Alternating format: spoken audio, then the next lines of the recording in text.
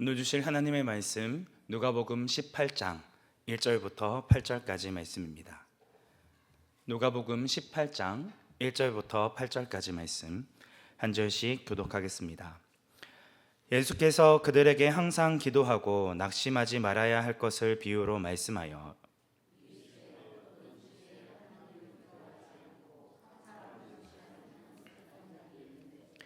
그 도시에 한 과부가 있어 자주 그에게 가서 내 원수에 대한 나의 원한을 풀어주소서 하되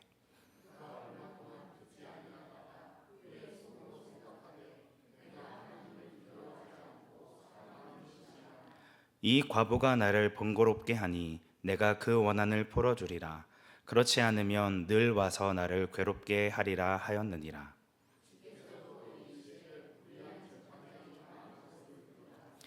하물며 하나님께서 그 밤낮 부르짖는 택하신 자들의 원한을 풀어주지 아니하시겠느냐? 그들에게 오래 참으시겠느냐? 내가 너희에게 이르노니 속히 그 원한을 풀어주시리라. 그러나 인자가 올 때에 세상에서 믿음을 보겠느냐 하시니라. 아멘. 함께 기도하겠습니다. 은혜가 충만하신 하나님 아버지, 이 시간 부족한 입술로 하나님의 말씀을 증거합니다. 오늘 선포되어지는 이 말씀을 통하여 오직 주님만 드러나게 하여 주시고 우리의 기도의 내용을 돌아보고 온전히 하나님께서 기뻐하시는 기도를 할 수 있는 저희들 되어질 수 있도록 마지막 때를 소망하며 주님 앞에 믿음으로 나아가는 저희들 되어지도록 붙들어 주시고 함께하여 주옵소서. 모든 예배를 주님 앞에 맡겨드립니다. 함께하여 주옵소서. 우리의 유일한 구원자 되시는 예수님의 이름으로 기도드립니다. 아멘. 오늘 본문의 말씀은 불의한 재판장에 대한 비유의 말씀입니다. 1절의 말씀과 같이 예수께서 그들에게 항상 기도하고 낙심하지 말아야 할 것을 비유로 말씀하신 내용입니다. 여기에서의 그들은 제자들입니다. 전 문맥인 17장 22절을 보시면 예수님께서 계속해서 제자들을 향해 말씀하고 있다는 것을 알 수 있습니다. 17장 20절 말씀에서 바리새인들은 예수님께 하나님의 나라가 언제 임하는지에 대해 질문합니다. 이에 예수님께서는 하나님의 나라는 볼 수 있게 임하는 것이 아니요 또 여기 있다 저기 있다고도 못하리니 하나님의 나라는 너희 안에 있느니라 라고 짧게 답변하시고 끝냅니다. 그리고 이 질문에 대한 대답을 제자들에게 22절부터 37절까지 길고 자세하게 설명하십니다. 예수님께서는 인자의 때는 노아의 때와 롯의 때와 같을 것이라 말씀합니다. 사람들이 심판의 날이 다가올 것을 알지 못한 채 마음껏 먹고 마시고 장가가고 집을 짓는 동안 불현듯 멸망이 임하게 될 것을 말씀하고 있습니다. 아무런 경고도 없이 여느 때와 같이 일상적인 생활을 하던 중에 예수님께서 다시 오실 것인데 이때에 두 종류의 사람으로 나뉘어지게 될 것이다 라는 것을 강조합니다. 한 부류의 사람들은 하나님의 나라에 데려감을 얻게 되어지고 다른 한 부류는 버려둠을 당할 것이라 말씀하고 있는 것이죠. 미리 대비할 틈도 없이 찾아온 심판 앞에 환난과 핍박에도 예수님이 걸어가신 십자가의 길을 따라 걸었던 자들에게는 구원을, 예수님이 걸어갔던 길과 전혀 상관없이 내 뜻대로 내 정욕대로 살아갔던 자들에게는 심판이 다가오게 될 것을 경고하고 있습니다. 이러한 경고의 말씀에 이어 예수님께서는 인자가 다시 오실 것을 기다리는 제자들에게 이 비유의 말씀을 알려주십니다.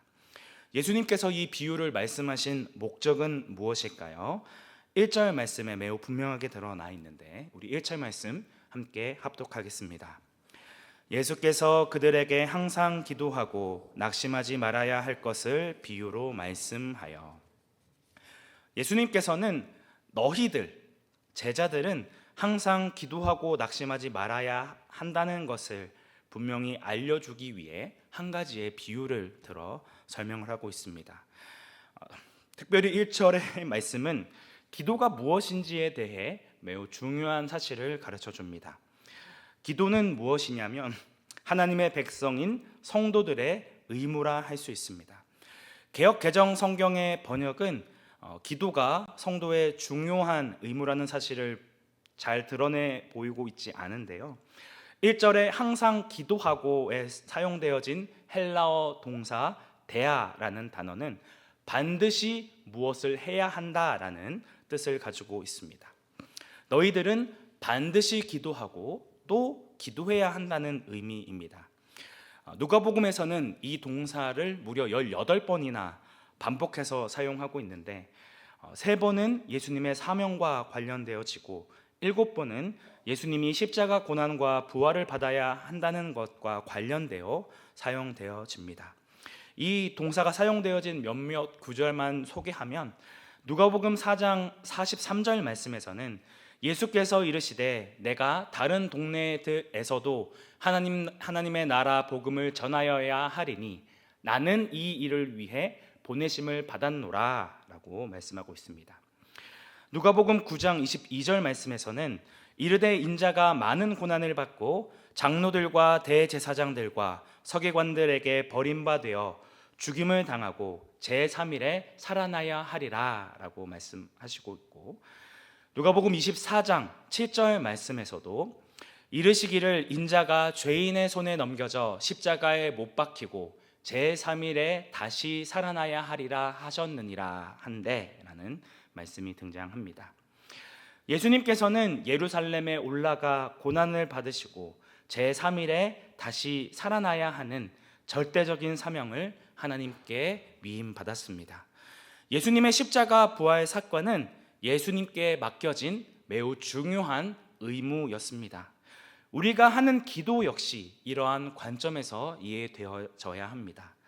하나님께서 택하신 자를 구원하기 위해 고난을 받고 죽었다가 다시 부활하신 것이 예수님께 주어진 중요한 의무이고 사명이었듯이 우리가 하나님께 기도하는 것 역시 하나님의 자녀들이 반드시 해야 할 사명이요 책임이라 할 수 있는 것이죠. 예수님께서 3년 동안 열심히 사역하시다가 결국 십자가 고난이 두려워 그 길을 가지 않으셨다면 그 동안의 모든 사역들은 아무런 의미 없는 일이 되고 말았을 것입니다. 이와 같이 하나님의 백성으로 부름받은 성도가 기도의 사명, 의무, 책임을 감당하지 않으면 우리의 모든 섬김과 우리가 행한 모든 일들은 다 헛것이 되어버리고 말 것입니다. 예수님의 십자가 사명이 절대적으로 필요했듯이 성도들이 하나님께 올려드리는 기도도 하나님이 우리에게 주시는 절대적인 사명이라는 것을 잃어버리지 말아야 합니다. 그렇기 때문에 예수님께서는 우리가 항상 기도해야 한다, 반드시 기도해야 한다라는 것을 말씀하고 있습니다. 여기서 항상 기도해야 한다는 것은 말 그대로 24시간 쉬지 않고 계속 기도해야 한다는 것을 의미하지는 않습니다. 이 말씀은 오늘 본문 7절에 밤낮으로 부르짖다라는 말씀과 같은 의미입니다. 저희가 앞서 누가복음에서 살펴보았던 예수님의 기도는 밤낮이 없는 기도였습니다. 예수님은 말 그대로 밤을 새워 기도하시기도 하셨고 사람들이 몰려오는 낮 시간에도 따로 시간을 내어 기도하셨습니다. 새벽 미명에 하나님 앞에 나와 기도하였고 때때로 감람산에 올라 항상 기도하기에 힘썼습니다. 습관에 따라 기도하러 하나님 앞에 나아가신 것이죠. 예수님은 언제 어디에 있든지 그리고 어떠한 상황에 처했든지 항상 하나님께 기도하였습니다. 이와 같이 순간순간마다 하나님의 도우심을 간구하고 하나님의 뜻대로 살기를 간구하는 것이 항상 기도하는 것입니다. 사랑하는 성도 여러분, 오늘 우리는 하나님께 항상 기도하고 계십니까? 단순히 내가 필요로 하는 그런 일들이 생겼을 때에야만, 아니면 말할 수 없는 고난과 역경이 생겼을 때에만 기도하고 계십니까?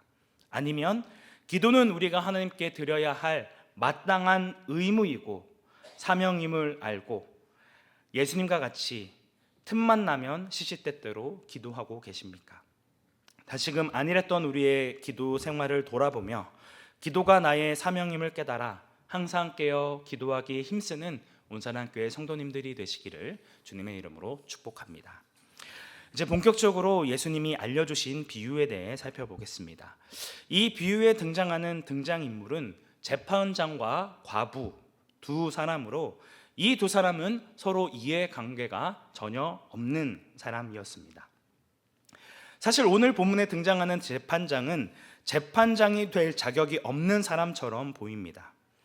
우리가 일반적으로 생각하는 재판관은 하나님의 말씀이라는 기준을 가지고 옳고 그름의 문제를 판단하는 사람인데, 본문에 등장하는 재판관은 자기에게 맡겨진 의무를 다하지 않을 뿐만 아니라 사람에 대한 존중도 없는 그런 모습을 보여주고 있습니다. 종말 때에 우리를 심판하실 하나님을 두려워하고 사람들을 최소한의 존중으로 여기는 것이 너무나도 마땅한 재판관의 역할이어야 하는데, 오늘 본문 2절과 4절에서는 반복적으로 그를 하나님을 두려워하지 않고 사람을 무시하는 사람이라는 것을 반복해서 강조하고 있습니다. 또 다른 등장인물은 억울한 일을 당한 과부입니다. 그는 자신의 일을 변호해 줄 만한 사람을 세울 처지도 안 되고 능력도 없기 때문에 자신의 힘으로 억울한 일을 처리해야 하는 어려움 가운데 처해 있는 자였습니다. 잘 알고 있다시피 당시 과부는 사회적으로 가장 약한 자들이었습니다. 그녀를 보호해 줄 아무런 울타리가 없었다는 것이죠. 또한 오늘 본문에서 이 과부의 나이가 몇 살이었는지 등장하고 있지 않지만 나이가 많지 않았을 것입니다. 그 당시 유대 사회에서 여인들은 대체로 13살이나 14살 정도 되면 어린 나이에 결혼을 했기 때문에 나이가 어린, 주위의 도움이 간절히 필요한 그런 사람이라는 것을 짐작해 볼 수 있습니다. 그래서 하나님의 율법에서는 이러한 사회적으로 약한 자리에 있는 이런 과부와 고아와 나그네를 보호하라 명령하고 있습니다. 신명기 24장 17절부터 18절까지 말씀 함께 합독하도록 하겠습니다. 너는 객이나 고아의 송사를 억울하게 하지 말며 과부의 옷을 전당 잡지 말라. 너는 애굽에서 종되었던 일과 내 하나님 여호와께서 너를 거기서 속량하신 것을 기억하라. 이러므로 내가 내게 이 일을 행하라 명령하노라. 아멘. 하나님께서는 이러한 사회적으로 연약한 자들에게 억울하게 하지 말라고 말씀하며 내가 이 일을 명령한다라고까지 말씀하셨습니다. 특별히 시편 68편 5절 말씀에서는 그의 거룩한 처소에 계신 하나님은 고아의 아버지시며 과부의 재판장이시라고 말씀하고 있습니다. 하나님께서 이러한 사회적으로 약자들의 아버지가 되어주시고 재판장이 되어주신다 말씀하고 있습니다. 하물며 인간 재판장은 이러한 하나님의 특별한 관심과 보호 아래에 있는 고아와 과부 그리고 나그네들을 돌봐야 할 책임이 있었습니다. 이들이 억울한 일을 당하지 않도록 도와주는 것이, 올바르게 송사하는 일이 재판관에게 주어진 너무나도 당연하고 마땅한 일이었다는 것이죠. 그러나 그는 이러한 기본적인 재판장의 역할조차 전혀 관심이 없는 자였습니다. 당연히 억울한 과부가 자신을 찾아왔을 때에도 그녀에게 아무런 관심을 보이지 않죠. 그런데 웬일인지 이런 불의한 재판장이 갑작스럽게 앞장서서 과부의 원한을 풀어주겠다라고 나섭니다. 그 이유가 무엇이었을까요? 5절에 그 답이 나와 있습니다.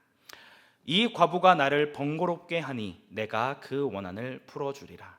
그렇지 않으면 늘 와서 나를 괴롭게 하리라 하였느니라.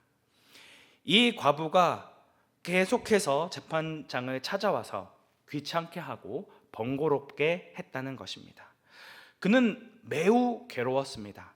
시시때때로 자기를 찾아와서 자신의 업무를 방해하니까 결국 그녀에게는 단 1의 관심도 없지만, 그리고 하나님을 전혀 경외하지 않지만 이 일을 처리해 주어야겠다는 생각에 마지못해 과부의 간청을 들어주게 됩니다. 사실 억울한 과부에게 공의를 베풀어 주는 것은 그의 관심사가 아니었다는 것을 보여주고 있습니다. 예수님께서는 이 비유를 드신 후에 6절 말씀에서 불의한 재판관이 하는 말을 주목하라 말씀하시며 7절부터 8절까지의 말씀을 주십니다. 우리 7절부터 8절까지 말씀 함께 합독하겠습니다. 하물며 하나님께서 그 밤낮 부르짖는 택하신 자들의 원한을 풀어주지 아니하시겠느냐? 그들에게 오래 참으시겠느냐? 내가 너희에게 이르노니 속히 그 원한을 풀어주시리라. 그러나 인자가 올 때에 세상에서 믿음을 보겠느냐 하시니라. 이런 재판관의 기본도 갖추지 못한 불의한 사람조차도 자신과 아무 상관없었던 과부의 간절한 부탁을 들어 주었는데, 하물며 구원받은 당신의 자녀, 아무런 자격도 갖추지 않는 자들을 기어이 사랑하셔서 그의 자녀로 삼아주신 하나님께서 어찌 밤낮으로 부르짖는 택한 백성의 원한을 들어주지 않으시겠느냐라고 반문하고 계십니다. 마태복음 7장 9절부터 10절까지의 말씀에서는 너희 중에 누가 아들이 떡을 달라 하는데 돌을 주며 생선을 달라 하는데 뱀을 줄 사람이 있겠느냐라고 말씀합니다. 자녀를 길러본 부모라면 너희를 자녀 삼으신 하나님 아버지의 심정도 우리와 크게 다르지 않다라는 것을 이야기하고 있습니다. 오늘 본문을 통해 하나님께서는 우리의 간절한 부르짖음을 들으실 뿐만 아니라 우리의 원한을 오래 내버려 두지 않으시고 속히 풀어주시는 분이며, 단순히 옳고 그름을 판단하는 재판관 정도가 아니라 우리의 아버지가 되어주신다는 것을 분명히 말씀하고 있습니다. 세상에 어떤 아버지가 자신의 사랑하는 자녀보다 옳고 그름의 문제를 택할 수 있겠습니까? 우리의 아버지가 되시는 하나님께서는 전적으로 우리의 편을 들어주신다는 것이죠. 여기에서 우리의 질문이 생깁니다. 아니, 하나님이 우리의 아버지가 되시고 전적으로 우리의 편이 되어주신다 말씀하시는데 왜 이렇게 우리의 기도에 속히 응답하지 않으실까라는 궁금증이 생길 수 있습니다. 오늘 본문의 재판관은 과부의 호소를 들어줄 의사가 전혀 없었기 때문에 그녀의 소원이 금방 이루어지지 않았습니다. 마찬가지로 성도의 기도가 즉시 응답되지 않는 이유 역시 하나님이 우리의 기도를 들어줄 의사나 능력이 없어서가 아닙니다. 우리의 영적인 유익을 위하여 잠시 기도의 응답을 지연하실 뿐입니다.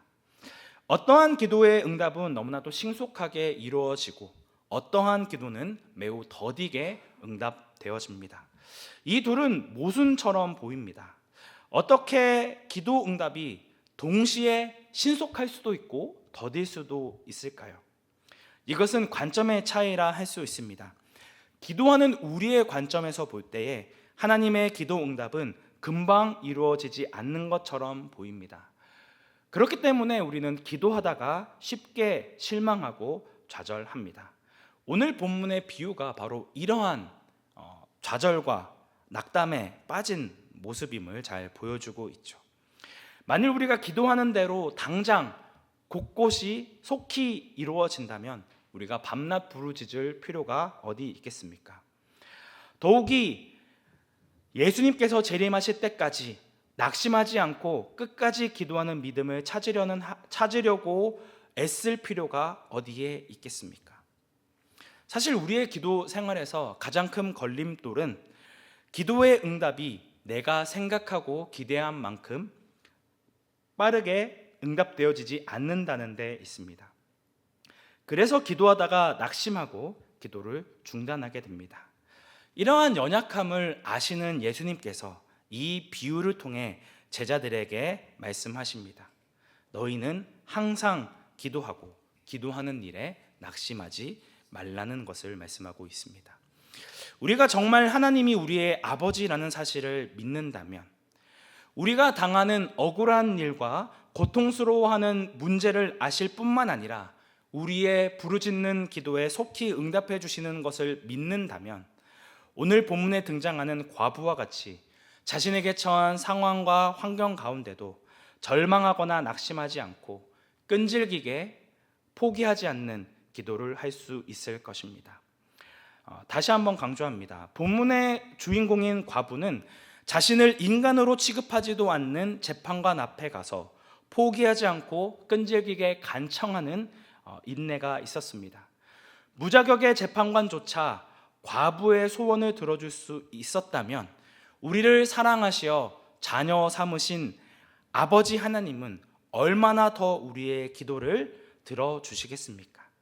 이를 아는 성도는 하나님 아버지 앞에 기도할 때에 더욱더 인내하며 실망하지 않고 낙심하지 않고 계속해서 하나님 앞에 간구할 수 있습니다. 이것이 이 비유를 주신 예수님의 말씀에 합당하게 반응하는 모습입니다. 그런데 예수님께서 주신 이 비유의 강조점을 무시하고 과부의 행위에만 과도한 의미를 부여하는 경우가 있습니다. 오늘 본문의 과부와 같이, 그가 보여줬던 행동과 같이 하나님 앞에 죽기 살기로 집요하게 요청하면 결국은 하나님께서 그 기도 제목에 어쩔 수 없이 들어주실 수밖에 없을 것이다. 그렇기 때문에 우리는 집요하게 포기하지 않고 끈질기게 기도하면 결국 응답 받을 것이다 라고 주장하는 그런 모습들이 있다는 것이죠. 이는 오늘 본문을 잘못 적용한 것입니다. 오늘 본문의 강조점은 과부의 끈질기고 포기하지 않는 기도하는 행위에 있지 않습니다. 불의한 재판관과는 대조적으로 우리의 기도를 들으시는 하나님은 선하신 분이라는 데에 강조점이 있습니다. 하나님은 불의한 재판관조차 할 수 있는 이 일을 뛰어넘어 속히 자녀들의 원한을 풀어주고 싶어 하신다고 이야기하고 있습니다. 하나님은 재판관처럼 불의하지 않고 공의로우신 분이십니다. 우리가 자꾸만 과부처럼 집요하게 포기하지 않고 요청하여야 어쩔 수 없이 응답하시는 분이 아니라는 것입니다. 자꾸만 하나님 앞에 부르짖고 간구해야만 겨우 관심을 가지고 기도를 들어줄까 말까 밀당하는 분이 아니라는 것이죠. 하나님은 우리의 부르짖는 기도에 귀를 기울이지 않으시는 무관심한 분이 아니십니다. 우리의 관점이 아닌 하나님의 관점에서 이 기도의 응답을 볼 때는 어떠할까요? 그 기도의 응답은 언제나 신속하고 빠릅니다. 7절에 하나님께서 오래 참으시겠느냐라는 말씀과 8절에 내가 너희에게 이르노니 속히 그 원한을 풀어주시리라 라는 말씀은 하나님의 입장에서 기도의 응답이 얼마나 신속한지를 잘 보여주고 있습니다. 기도의 응답은 어디까지나 하나님께서 정하신 시간표에 따른다는 걸 이야기하고 있는 것이죠. 하나님께서는 천년이 하루 같으시나 기도의 응답을 바라는 성도의 입장에서는 그 하루가 천년과 같이 길게 느껴질 수도 있습니다. 언제나 기도의 응답은 우리의 관점에서 볼 때는 항상 느리고 더디게 느껴집니다. 하지만 하나님의 기준에서 맞춰 볼 때에 기도 응답은 항상 아주 적절한 시기에 그분의 기뻐하신 뜻에 따라 이루어진다는 것을 말씀하고 있습니다. 그렇기 때문에 우리의 관점에서 아무리 기도해도 응답되지 않으니 쉽게 낙담하고 기도를 포기하지 말라는 것을 이야기하고 있는 것이죠. 이와 같이 우리는 하나님이 정하신 시간표에 따라 응답되어질 때까지 낙담하지 않고 과부와 같이 간절하게 기도해야 합니다. 우리를 사랑하시는 아버지께서 우리의 기도를 듣고 계심을 확신함으로 계속해서 항상 하나님 앞에 기도해야 할 우리의 의무를 다해야 한다는 것이죠. 인생을 살아가다 보면 우리에게도 오늘 본문의 과부와 같은 상황에 처할 때가 있습니다.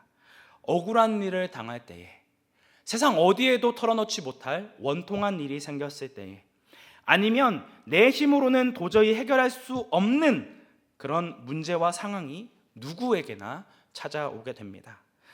하지만 이럴 때에 우리가 기억해야 하는 사실은 우리의 문제를 일시적이 아닌 근본적으로 해결해 주실 수 있는 분은 오직 하나님 한 분밖에 없음을 믿음으로 간구하는 모습이 필요합니다.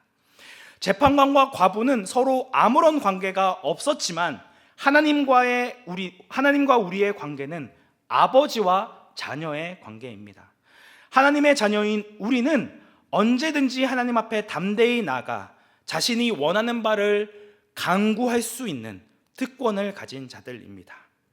하나님만이 우리의 문제를 해결해 주실 수 있는 분임을 믿을 때에, 그리고 우리의 부르짖는 기도를 들으시고 응답하시는 선하신 분임을 믿을 때에 도저히 기도 응답이 이루어지지 않을 것 같은 절망스러운 상황 속에서도 우리는 자녀로서 하나님 앞에 담대히 기도할 수 있습니다.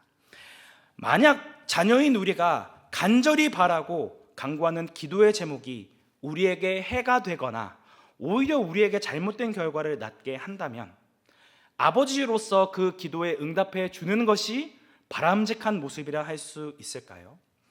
그 기도에 응답해 주면 더 이상 하나님을 의지하지 않고 하나님을 사랑하지 않게 되더라도 내가 바라고 원하는 결과만 이루어지면 되는 걸까요? 오늘 본문은 과부와 같이 응답받을 때까지 무조건 떼쓰고 간구하여 내가 원하는 결과를 얻어내라는 말씀이 아닙니다. 오히려 내가 간절히 바라고 간구하는 내용이 정말 하나님께서 기뻐하시고 원하시는 기도를 하고 있는지를 돌아보게 만듭니다. 하나님께서 사랑하는 자녀의 간절한 기도에도 속히 응답하지 않으신다면 우리가 기도하는 내용이 잘못된 것은 아닌지, 우리의 필요에 의해서 세상적인 요청을 위해서만 기도하는 자기중심적인 기도를 하고 있지는 않은지 돌아보아야 한다는 것이죠. 아무리 기도해도 응답해 주시지 않으시는 하나님을 탓하고 원망하기보다 내가 기도하고 있는 내용이 잘못된 것은 아닌지 점검해 보아야 한다는 것입니다. 만약 내가 기도하는 내용이 하나님이 기뻐하시는 내용이라면 잘하고 계십니다. 계속해서 기도하십시오. 그 기도가 이루어지지 않을 것 같이 여겨진다 하더라도 낙심하지 말고 좌절하지 마십시오. 도저히 변화되어질 것 같아 보이지 않는 상황 가운데 있을지라도 담대히 기도하십시오. 하나님께서 속히 그 기도에 응답해 주실 것입니다. 내가 원하고 바라는 때에 이루어질 것을 기도하고 간구하는 것이 아니라 하나님께서 정하신 시간표에 따라 가장 선한 방법으로 응답해 주실 것을 믿음으로 포기하지 않고 절망하지 않고 계속해서 기도를 이어가야 한다는 것이죠. 이러한 기다림과 인내의 기도를 통해 자기 중심적이었던 기도의 제목이 하나님 중심적인 기도로 바뀌게 되어지고 세상의 복을 구하는 데에 있었던 우리의 모습이 하나님께서 주실 복을 구하는 성숙한 자로 변화되어질 것입니다.